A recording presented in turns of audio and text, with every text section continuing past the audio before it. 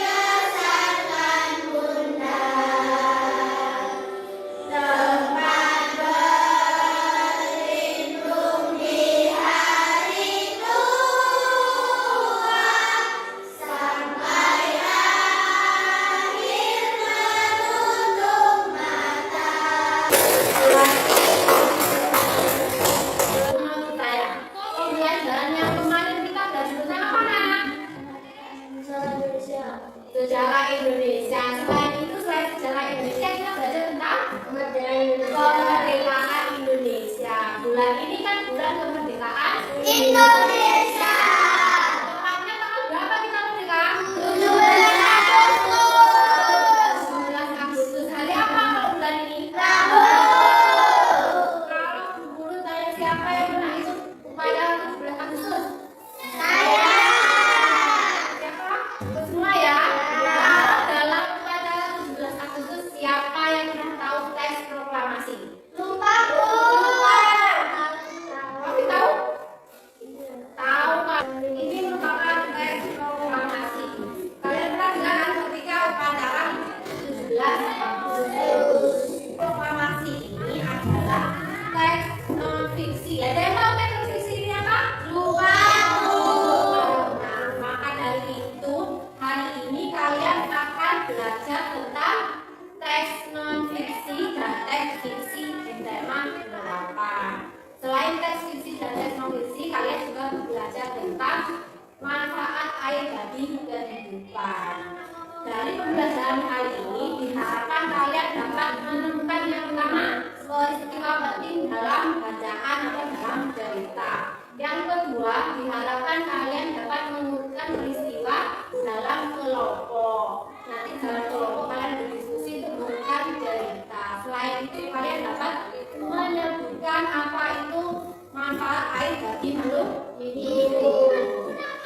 Selain menyebutkan, kalian juga dapat menanti diharapkan membuat peta pikiran tentang manfaat air bagi makhluk hidup. Bagaimana? Sudah siap untuk belajar hari ini?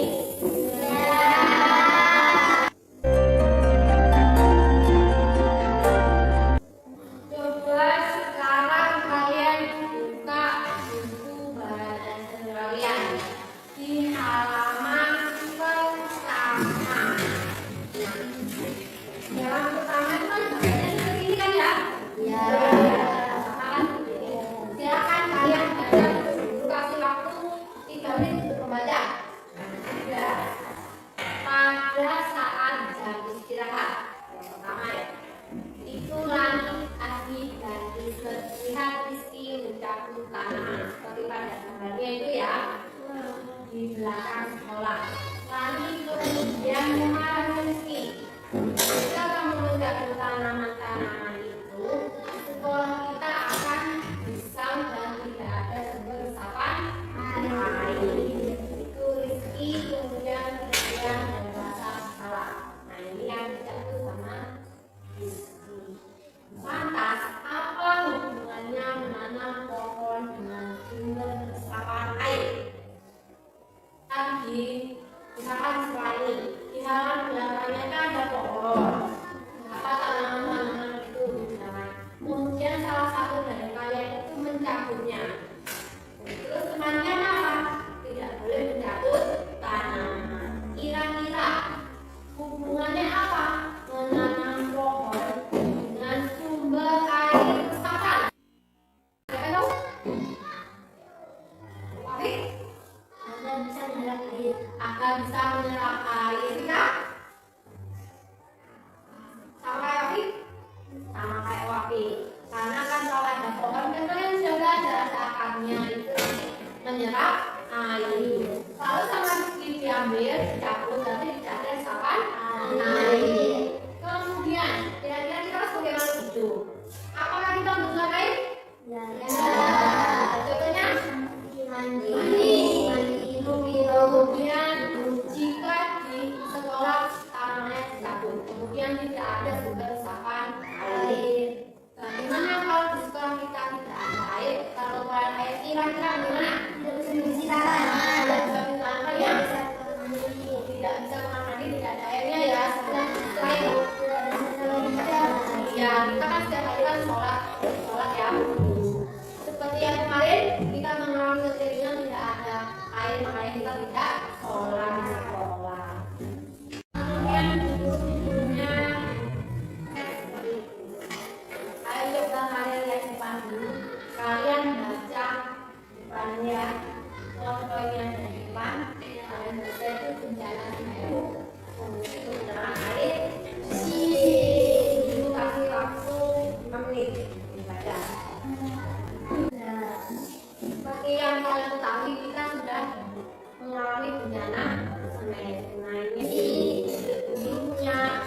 lembar kerja, baca satu-satu ya.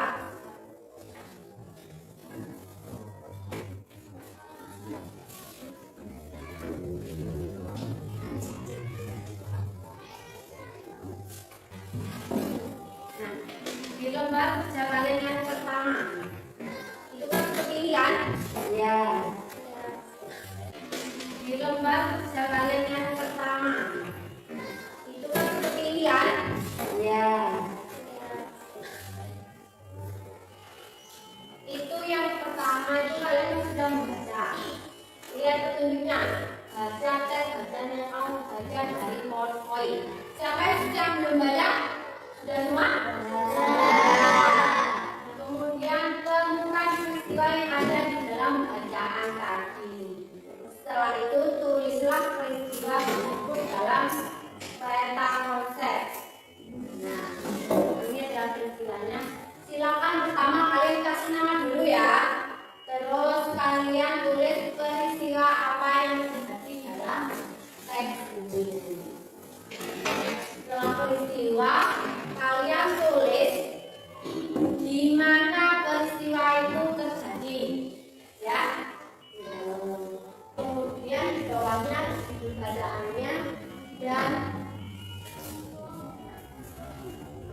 penyebab peristiwa.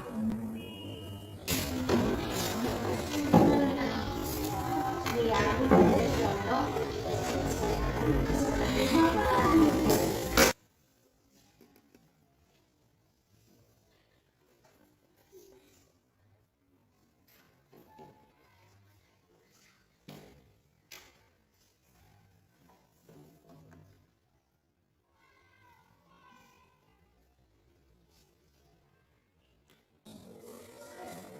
Sudah?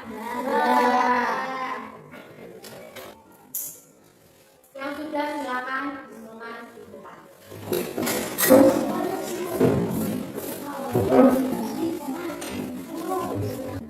Kalian sudah menulis tentang peristiwa apa yang terjadi. Kemudian di mana peristiwa itu terjadi? Di mana dia lagi? Di mana ini peristiwanya?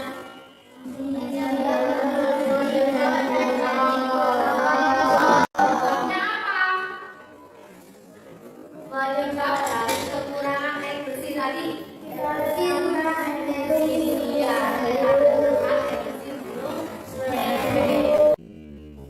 Berita bencana dan pengungsi kekurangan air bersih merupakan teks non fiksi. Jadi yang sudah kalian baca tadi adalah teks non fiksi. Kemudian dari teks non fiksi dan teks fiksi. Teks non fiksi ialah tulisan berbasis data dan fakta sebenarnya disajikan dengan gaya bahasa formal. Jadi teks non fiksi itu adalah teks yang nyata, bukan karangan kejadian yang sesungguhnya. Kalian tahu kan bencana Semeru kemarin juga terjadi. Pada saat bencana Semeru juga terjadi kekeringan air bersih. Teks fiksi. Kemudian kan ada teks fiksi dan teks non fiksi. Kalau teks non fiksi adalah berdasarkan kenyataan, sedangkan teks fiksi adalah karangan suatu penulis. Seperti contohnya kartun, ya Bu. Kartun itu kan adalah teks fiksi. Kalau teks non fiksi adalah cerita yang sesungguhnya. Tadi kan ada teks fiksi dan teks non fiksi. Ini contohnya yang teks fiksi, tapi bukan berupa teks, tapi berupa video. Siapa yang sudah tahu tempat wisata Tumpak Sewu? Tahu di mana? Siapa yang sudah tahu asal usul dari Tumpak Sewu tersebut? Tahu dong? Kali belum. Ayo kita coba sebelumnya videonya. Coba kita lihat.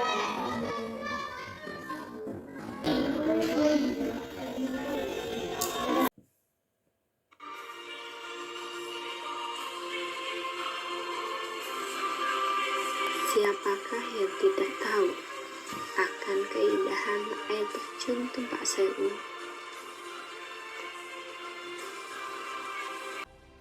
Keindahan air terjun sudah dikunjungi oleh wisatawan lokal maupun internasional, yang tepatnya berada di Desa Sudomulyo, Kecamatan Pronojiwo, Kabupaten Lumajang, dan berbatasan langsung dengan Kabupaten Malang. Namun, apakah kalian tahu sejarah air terjun Tumpak Sewu? Menurut kepercayaan warga setempat, konon katanya pada ratusan tahun lalu, air terjun Tumpak Sewu ini adalah tempat mandinya para bidadari-bidadari cantik. Suatu hari, ada seorang pemuda mencari kayu bakar di tengah-tengah bukit. Ketika si pemuda tersebut sedang mencari kayu, tidak sengaja terdengar suara ramai sekali. Padahal ia di tengah hutan. Pemuda itu pun berhenti sejenak. Suara itu terdengar seperti suara-suara perempuan. Dicarilah sumber suara itu. Semakin pemuda tersebut menuruni bukit, suara itu semakin terdengar jelas. Sesampainya di bawah bukit, dari semak-semak pemuda itu melihat sosok wanita-wanita cantik yang tak terhitung jumlahnya. Mereka sedang mandi di aliran sungai bawah tebing tersebut. Pemuda itu kaget bukan main. Seakan-akan ini mimpi, melihat kecantikan wanita-wanita yang begitu banyaknya. Tetapi tidak berlangsung lama, pemuda itu memutuskan untuk pulang. Di tengah perjalanan, pemuda itu berniat akan memberitahu warga setempat apa yang ia lihat pada hari ini. Setelah sampai di rumahnya, pada malam hari pemuda tersebut menceritakan kepada teman-teman dan tetangganya bahwa ia melihat ada banyak wanita-wanita cantik yang ia sebut bidadari sedang mandi di sungai dekat ia mencari kayu. Teman-temannya pun tertarik dan penasaran akan cerita itu. Mereka sangat ingin melihat langsung. Keesokan harinya, pemuda dan teman-temannya berniat untuk mendatangi tempat tersebut. Ketika mereka sampai di sungai, memang benar terlihatlah banyak sekali bidadari mandi di sungai tersebut. Mereka berniat untuk menangkap beberapa bidadari. Ada yang bertujuan untuk memperistri bidadari-bidadari tersebut.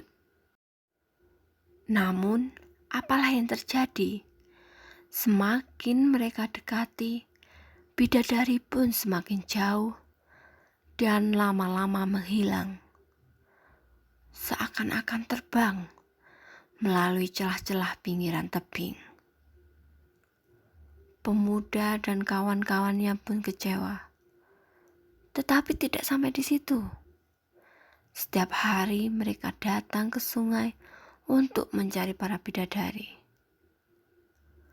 Akan tetapi, para bidadari pun tidak pernah terlihat lagi. Hingga pada akhirnya, celah-celah bukit yang dilalui bidadari terbang ternyata malah menjadi pancuran air baru dari atas tebing, sehingga membentuk seperti kumpulan air terjun. Dari situlah maka warga setempat menamai tempat ini dengan air terjun Tumpak Sewu. Tumpak yang berarti adalah kumpulan dan sewu dalam bahasa Jawa berarti seribu, yang bermakna sebuah air terjun yang terdiri dari kumpulan air terjun yang digunakan jumlah 1000.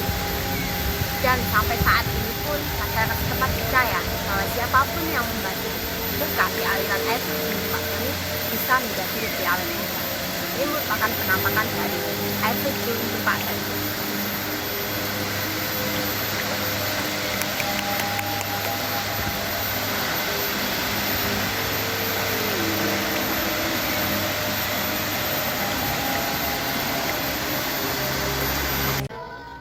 menyimak video ataupun dari Pak Sewu yang gurunya ya.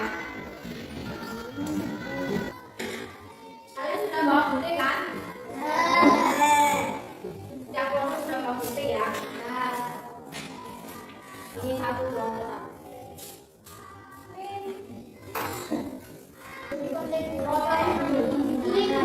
Kalian tulis foto gambar itu, kemudian kalian ini gambarnya ditulis satu-satu, kemudian kalian tempelkan di kertas tersebut. Kalian bukan terjebak dengan video tadi ya.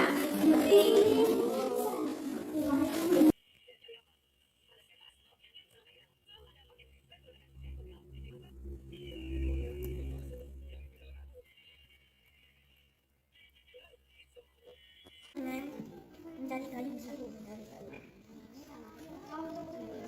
Sedih.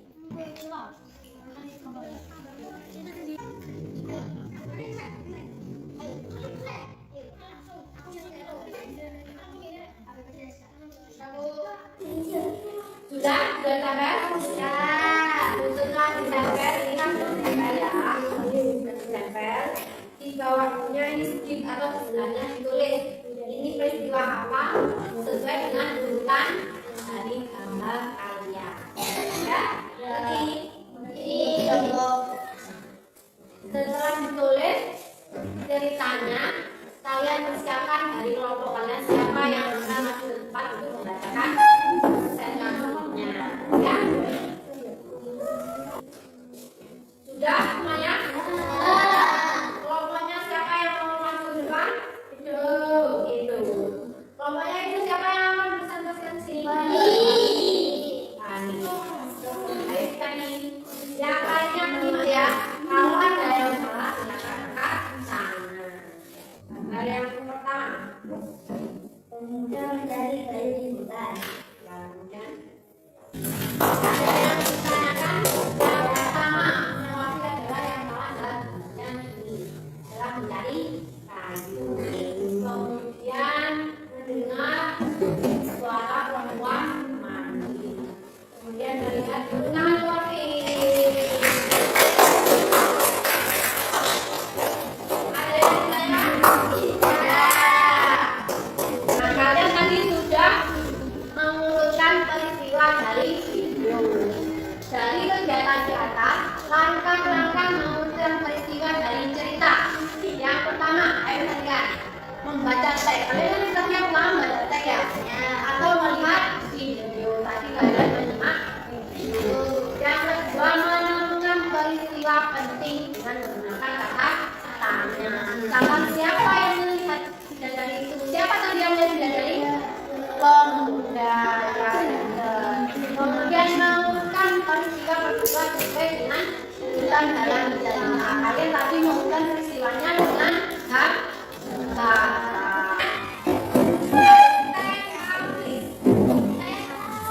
Semuanya ada ke depan. Guru-gurunya permainan kalian kayaknya sudah pernah tahu ya. Ayo coba kalian ikutin guru saya. 1, 2, 3. Buka tutup, buka tutup, bertepuk tangan.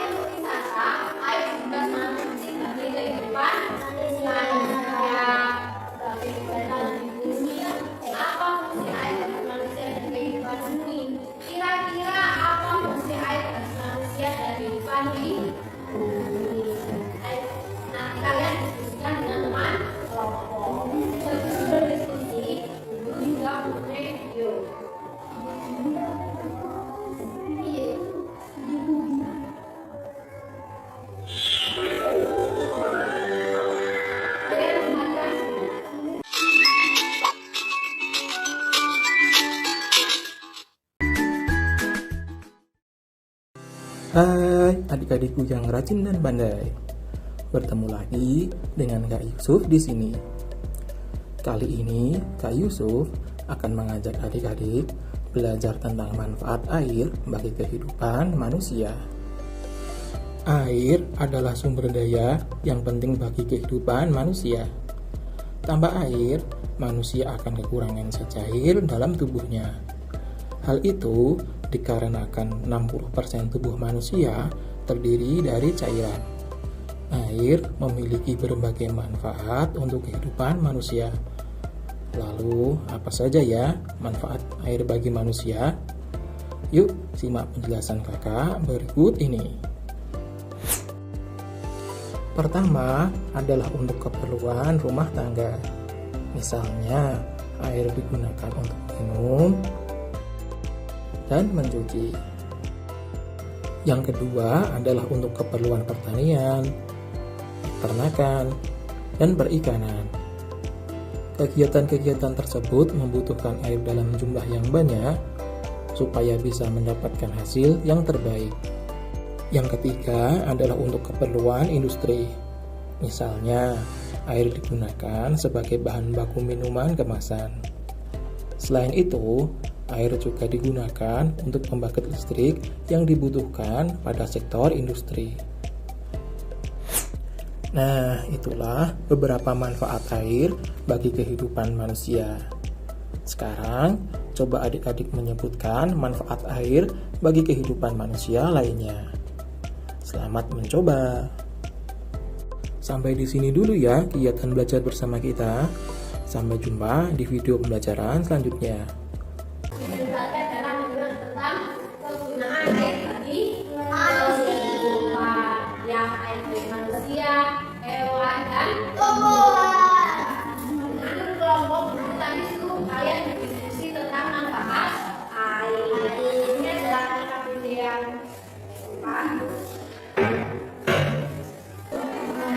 pertama, kalian berdiskusikan video manfaat tentang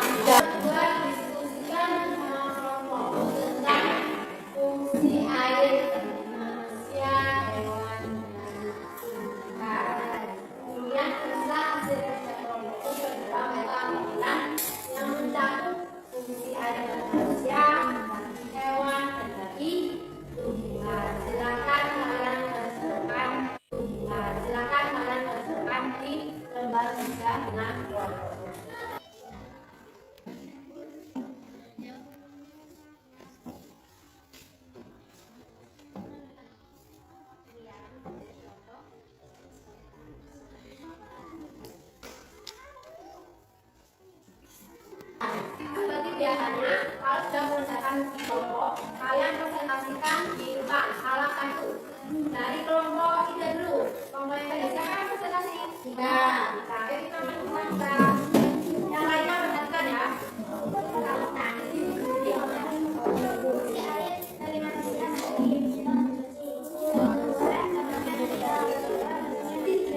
Kalau Tuhan dari kelompok yang lain apa nih? Tumbuhan dengan kita bukan ini tumbuhan itu menyiram, bukan menyiram ya. Yang menyiram itu adalah manusia, tapi tumbuhan menentukannya adalah untuk pertumbuhan. Tepuk tangan untuk kelompok ya. Sudah presentasi semua ya, kelompok 1, 2, dan 3 sudah presentasi. Sudah presentasi.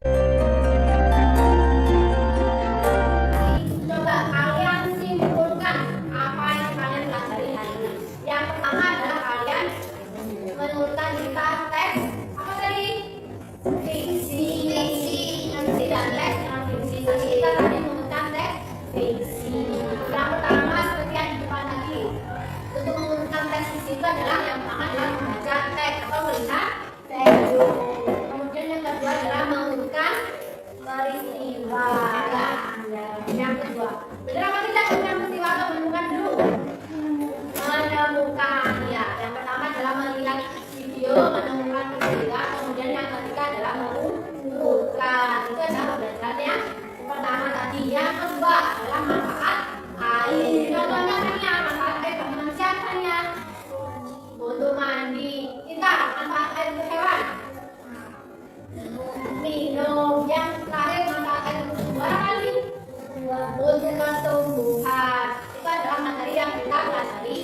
hari ini. Masih semangat?